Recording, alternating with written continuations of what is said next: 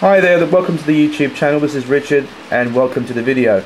I did some more scenic update work on the layout recently, and they've consisted of some brand new seamoss trees that I've made up.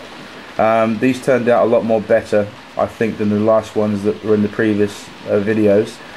And I also did some more scenery work, so I wanted to take you through that and just show you what I've done so far. So the first thing that I've done is got rid of the original seamoss trees that are on the little bit of the lane here and replaced them with the same type of trees, but only a little bit more better.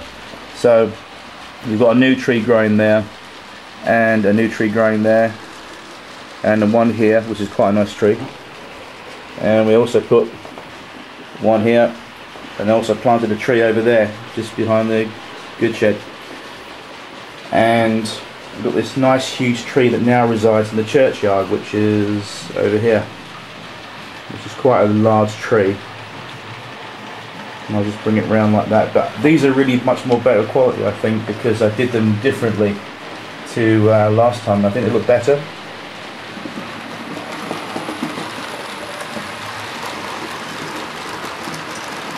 And the other main difference to the layout is we've now got a little cutting over the back, which I will take you to, which is, there it is. There's my new set of hills, or cutting, whatever you want to call it. Yeah, I did this the other day. This is recently completed. It's not quite finished yet, but as you can see, we've now got a nice little bit of hilly area over the back there, complete with some trees there, as you can see. And what I'll do, I'll come back in a minute and I'll bring the camera over the other side of the layout so you can see a bit more what I've done.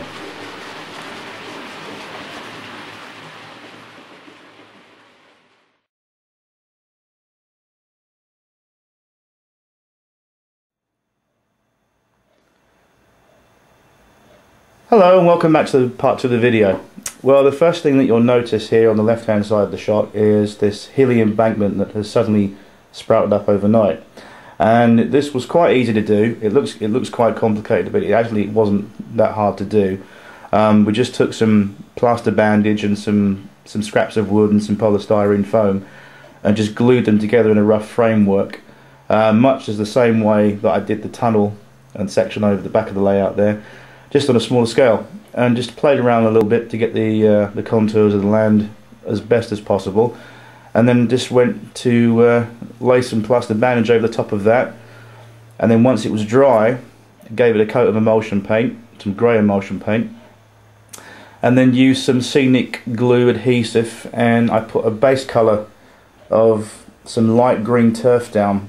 And once that was dry, I then used Woodlands scenic fine blended turf mix, which is really nice and was more realistic a grass colour. And I actually put some down here just before the level crossing. I'll bring that in. As you can see, it's turned out quite nice. It's much more realistic coloured green than as before, and I think it looks not too bad. I've also added some ash colour ballast in the 6 and 10 foot just up by the signals there, as you can see, the black coloured stuff. Again, I researched this from actual photos, because some of the track areas in the 60s and 50s, a lot of it was made up on ash. So you had little sections of track that had little bits of ash within the track bed, as well as the surrounding area. So I've done my best to sort of replicate that. Possibly I might spray that black ash a little bit more with some sleeper grime at some point, just to bring it down a little bit of more colour. Let me take you through this embankment. So if we go behind here, you'll see it's quite a simple process how I did it. Again, here's the plaster bandage, and all I did was just stuck it to the back flush as possible to the section of plywood that was hiding behind here. Again, and just painted it with grey emulsion paint, and then that was pretty much how I did it. And then coming out of the shot over here, I'll take you along here, and I just planted as much of these seamoss trees as possible. And I think they don't look too bad. And it certainly brightens up this area and gives it a bit more depth in terms of terrain. and just really sort of cover the area with a bit of lichen and some of the woodland scenic grass there. I've deliberately left some of the face of the embankment a little bit chalky, as in real life it would have been chalk underneath perhaps, and I left that area intentionally blank at the moment just to give a variation in texture and colour. But these trees, I love these trees by the way, these are so simple to do, and they really are nice and easy. As you can see, they are a very, very nice effect. I mean, these are really quite the most easy trees to buy and do yourself. I mean, I'll just bring this out over here, you'll see.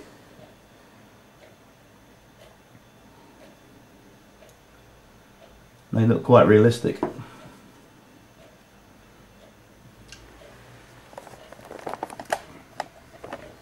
Let's put this camera down over here somewhere. Okay. So if you want to know how to do these trees, by the way, which is one of the things I want to talk about in the video today, if you want to know how to do these trees, they are really, really, really simple to do.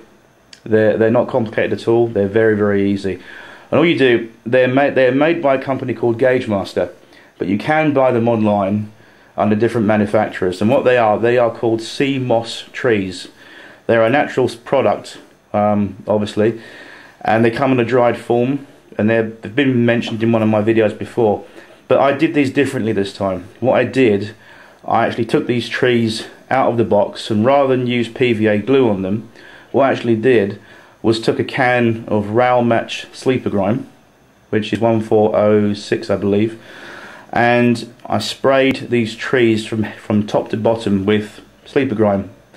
And whilst it was still wet, I then took my shaker of Woodlands Scenic fine blended turf and just gave it a little dusting. And when they were dry, this is the result. And not only that it looks more realistic, I think, but also the tree bark itself is nice and brown and barky sort of coloured. So it looks more realistic and it's much more better. So I'm really pleased with these trees second time around basically, and that's how you do it. If you buy the Hornby magazine or subscribe to it, there was a little supplement that came out in November that showed you how to do this, but that's how I learned how to do these, and I'm quite impressed with the results. If you give a little bit of time and patience with these trees in doing this method, I think they're quite worthwhile. If you want a really quick and easy and fast way to make trees, this is what I did, and I'm very, very pleased with the results. So there we go, just a quick update, but that's what I've been doing. And if I spin the camera around this way, I also put a few little trees over here. Well, we certainly put one here at the end of the buffer stops over there, and I also put a couple around there on the curve, and one that lives by the signal, which is there. But yeah, that is it so far, but it's coming on.